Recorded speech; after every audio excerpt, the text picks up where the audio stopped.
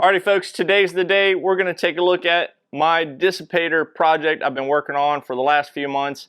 Finally ready to unveil it officially. I know some of y'all have probably seen some of my videos on various social media or pictures of me kind of displaying this bad boy, but let's go ahead and get into it. I'll show you exactly kind of what I've done and what my experience has been, and just in case you're wanting to do something similar to this. Alright, so let's go ahead and get started.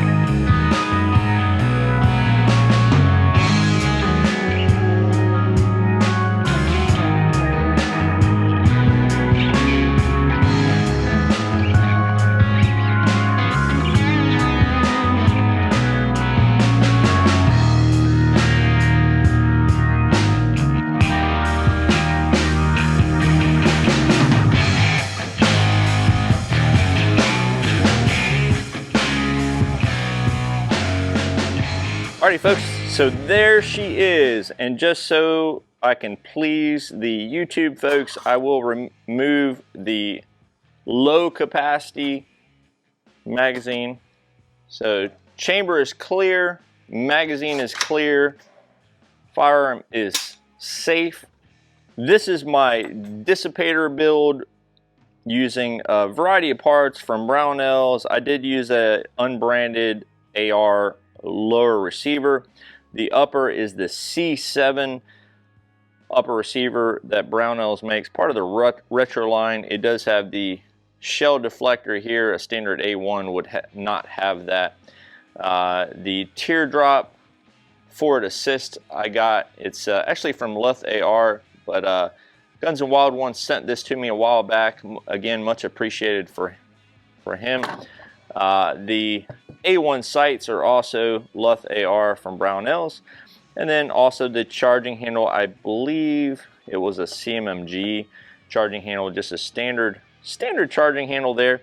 The furniture, originally I had a CMMG A1 stock on here, but I swapped it out for a original Vietnam era A1, and then the handguard assembly actually came from my buddy Joey Hunt, JC Hunt. Definitely check him out if you haven't already. And the barrel assembly is actually a Palmetto State Armory barrel assembly, and I had my reservations on that. And I'll go into that a little bit. I know I did a video on the upper itself, but I wanted to show you guys the entire thing all together. Out here on the end is the 3-prong retro flash hider from Brownells as well. So speaking of Brownells, huge shout out to them. They make a lot of stuff that I do here on the channel possible.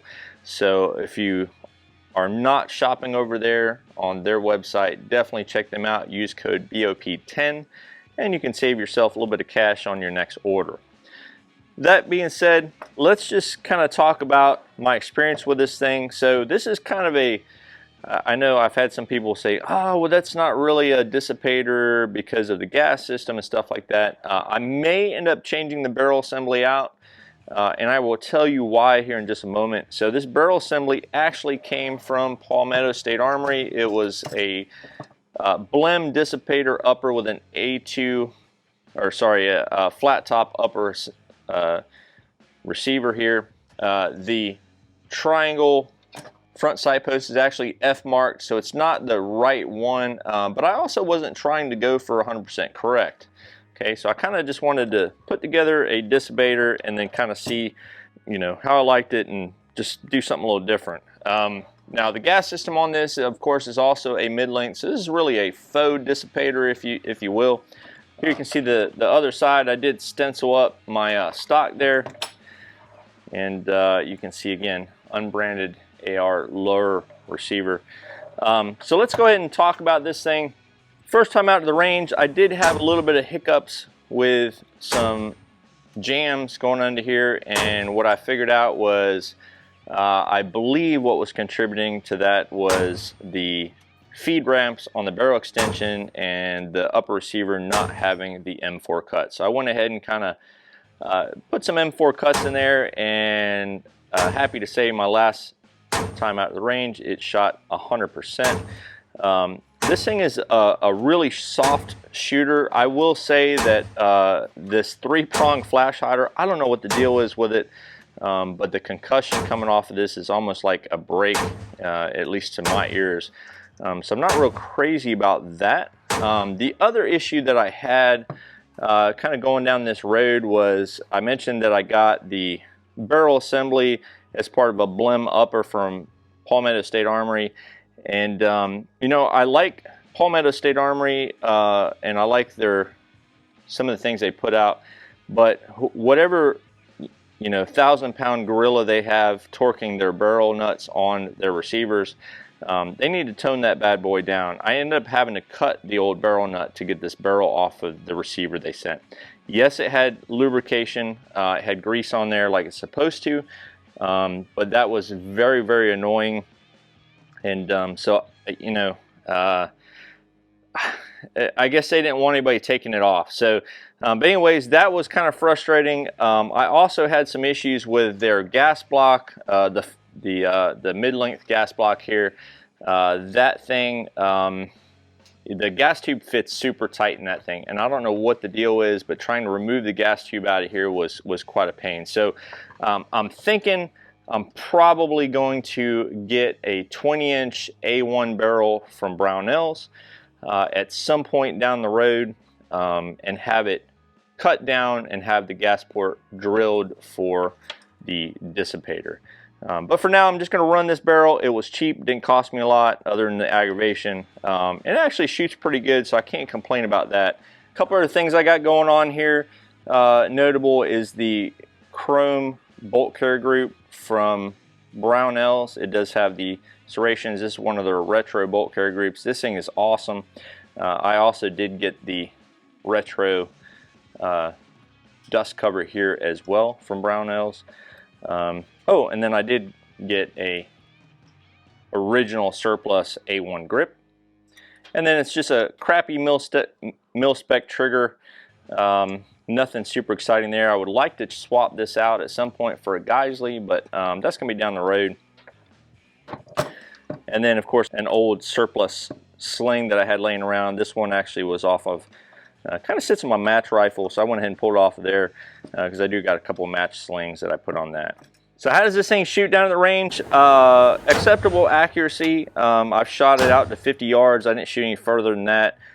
So most of my shooting was done between 25 yards and 50 yards. And I was just shooting regular old M855 PMC X-Tech stuff that I picked up from Brownells.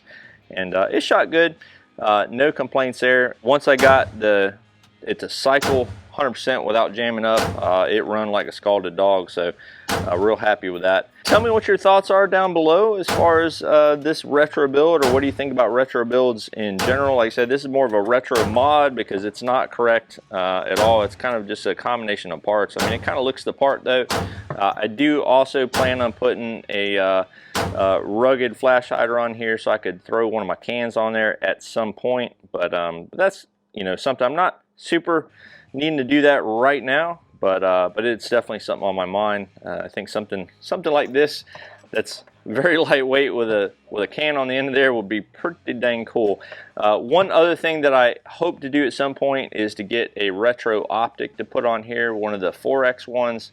I think that would be a nice touch to this and kind of look the part. So, alrighty, I appreciate everybody watching today's video on this Dissipator that I got right here in my hands. This thing has been a wonderful project to work on. I hope to do something like this in the near future. Again, maybe a little different.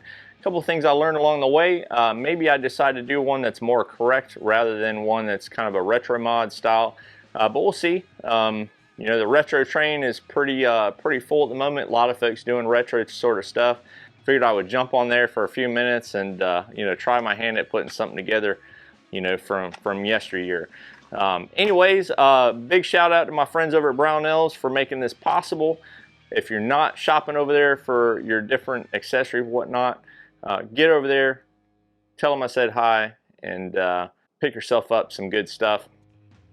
Any questions or comments about this thing, please put those down below. And as always, I appreciate everybody watching and subscribing, and I will catch you all in the next video. Y'all take it easy.